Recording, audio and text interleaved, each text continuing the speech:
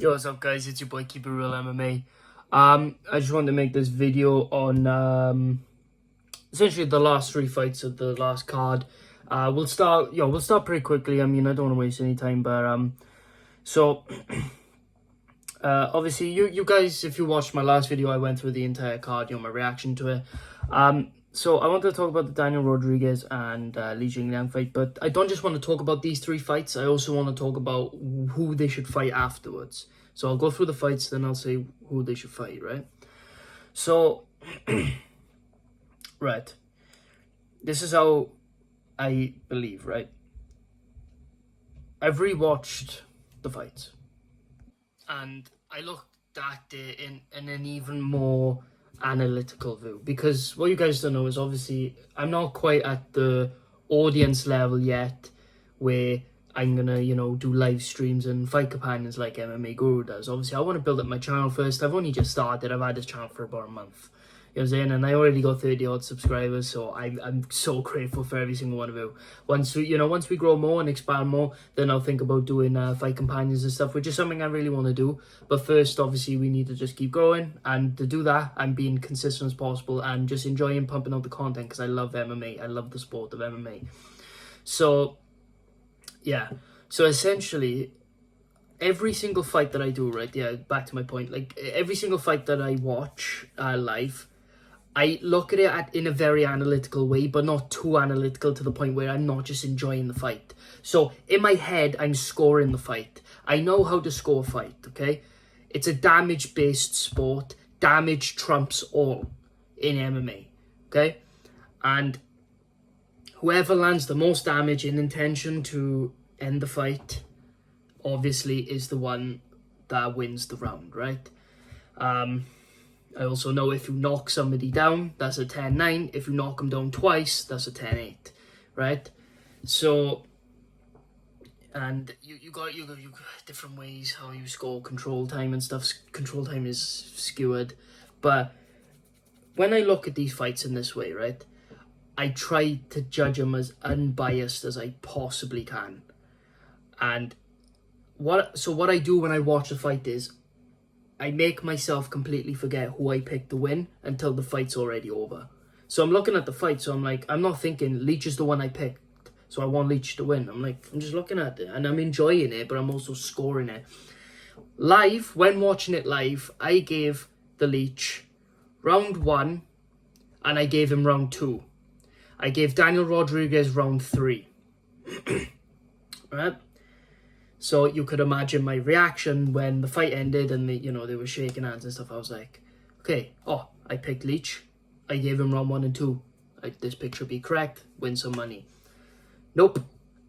They gave it to Daniel Rodriguez by split decision. And it was a complete robbery and disgraceful on the UFC's end.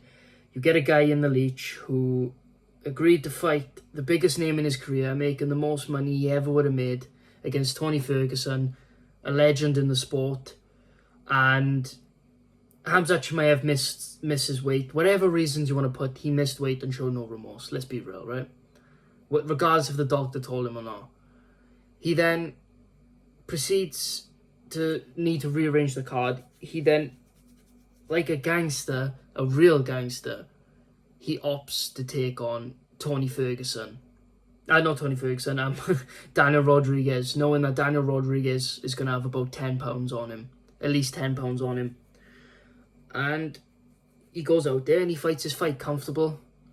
A little bit of showmanship. He knows what he's doing. He's comfortable and he knows he's the better striker. And he knows Daniel Rodriguez doesn't pose a takedown threat.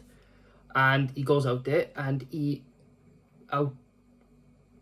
outscores Rodriguez in round 1 and 2. I rewatched the fight, like I said, and I looked at it very, very unbiased, very, very analytically. And I'm sorry, Daniel Rodriguez did not land 55 shots to the head. Those stats were completely fake. I don't know where they were getting these stats from. Certain aspects of the fight, that was even slowing it down.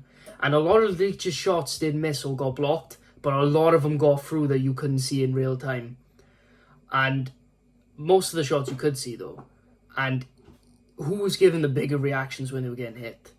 Daniel Rodriguez. D-Rod was reacting like fuck when every time he got hit, basically clean. Leach just took it and just kept going forward, smiling. And I looked back on it, and I've actually given Leach all 3 rounds. Looking back on it, live I gave Rodriguez round 3, like I said, but no, Leach won that round 2. He out-damaged him, and a lot of people get this mixed up. It's not about outlanding your opponent on significant strikes. It's whose significant strikes had the most significance. So you could... the perfect example of this, actually, is Rob Font versus Chito Vera. Rob Font outlanded Chito Vera by 100-odd significant strikes, but Chito still won by decision. Do you know why? Because every time Chito landed clean, Rob Font was wobbling or going down, or he was reacting and then having to reset. What happened to Chito every time he was getting hit by a significant strike by Rob? Just kept walking him down. So you've got to take into account how much he's actually hurting the opponent. It's not just stats. And Leach won. Now, the next fight was Khamzat Chimaev versus Kevin Holland. I mean, there's not much to say about the fight. It ended quick. Khamzat is just a fucking beast. There's no way around it. Like I said, right, personally, I don't like the guy. But that's not going to take away my objective opinion of him. I respect him as a fighter because he is one hell of a fighter. One hell of a fighter, man. His takedowns are so fucking quick. The speed at which he took, shot in on Holland was unbelievable. It was very fast.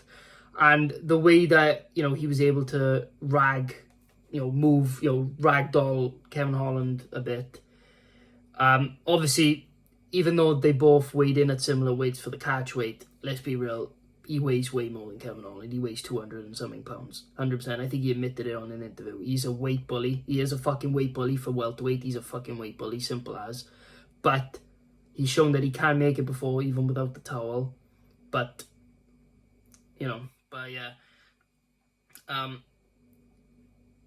the speed is what impresses me with him. Because I've seen his strength so many times, blah, blah, blah.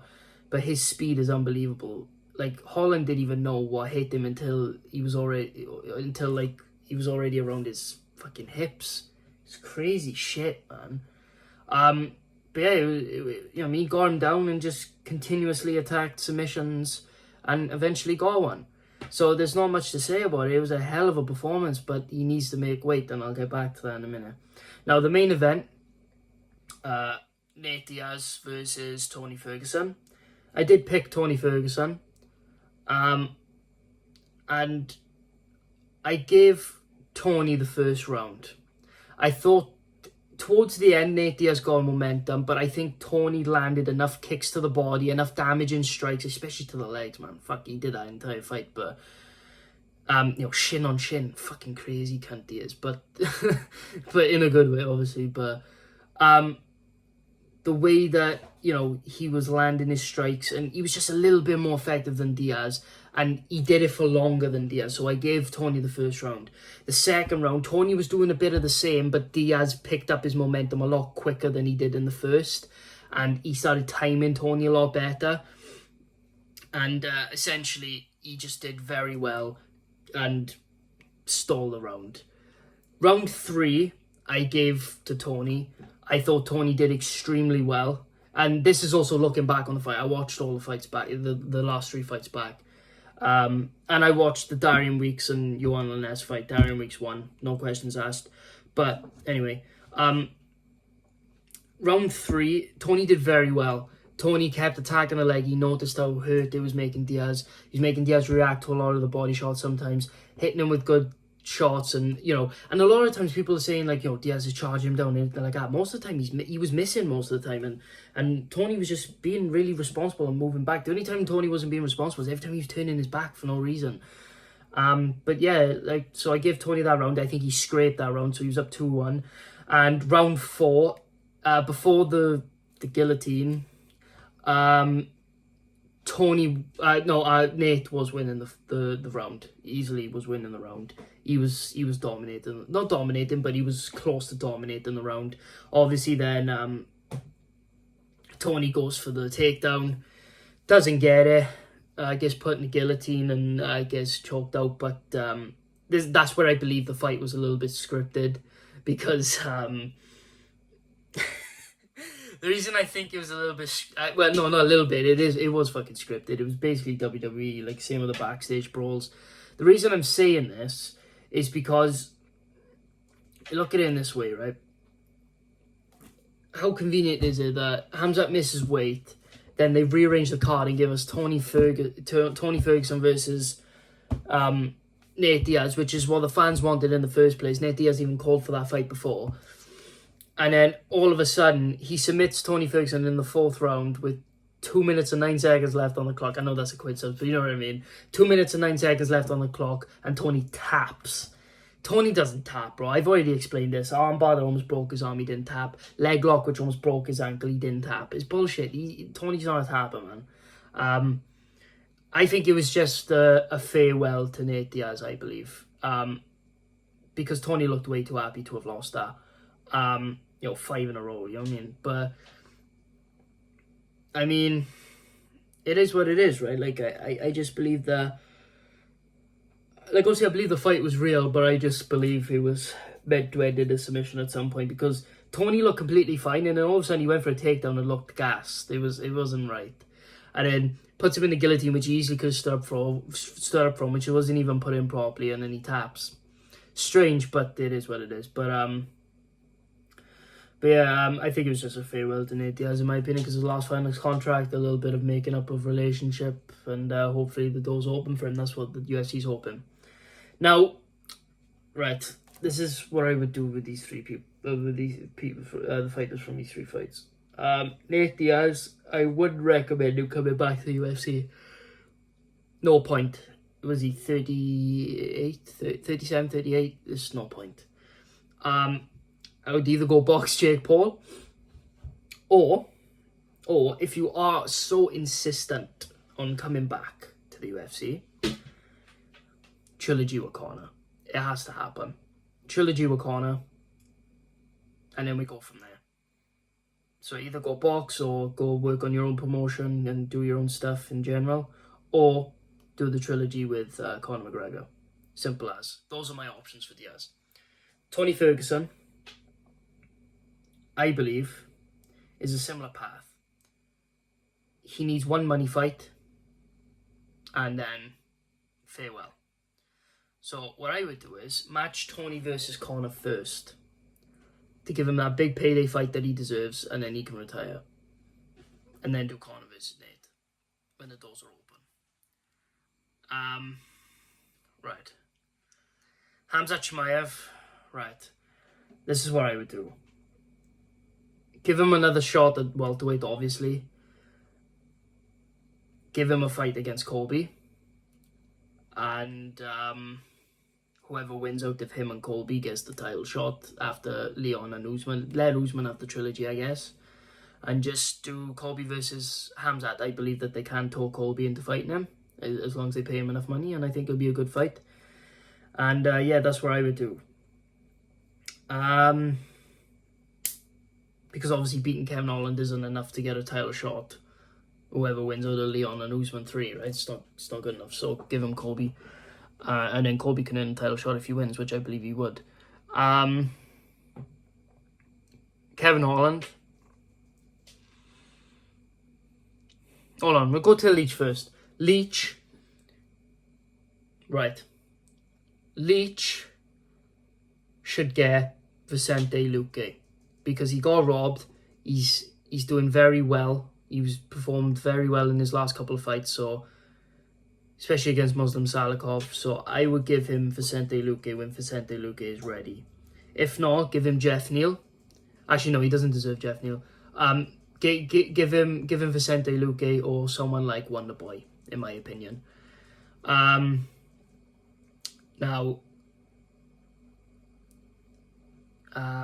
Kevin Holland, Daniel Rodriguez, because that was the fight anyway. Because Daniel Rodriguez is going to be ranked now off of the robbery win. Kevin Holland deserves a ranked opponent because he literally took Khamzat Chimaev, number 3 in the world, with a weight disadvantage. Like, I know they weighed in the same catch weight, but we all know how much Hamzat weighs more than Kevin Holland, man. Kevin Holland was such a small middleweight. He took a guy on who he was prepared for a striker and got given a fucking hell of a grappler and took it on a day's notice and did his best. So he deserves a ranked guy. Give him Daniel Rodriguez, because that was the fight to make anyway, and give Leach either Wonderboy or Vicente Luque, in my opinion. So yeah, guys, that's how I would that's how I would do it after this. That's my thoughts. Let me know what you guys think. Like I said earlier about the subscribers, thank you so much for everybody that has, and all the comments that I've been getting recently. You know what I mean? I like interacting with you guys, so please just keep commenting and stuff. I appreciate it. Yeah, guys. That's all I got to say, really. So yeah, my TikTok is Keep It Real Edits. This is Keep It Real MMA. Thank you so much for watching, guys. See you guys in the next video. Peace.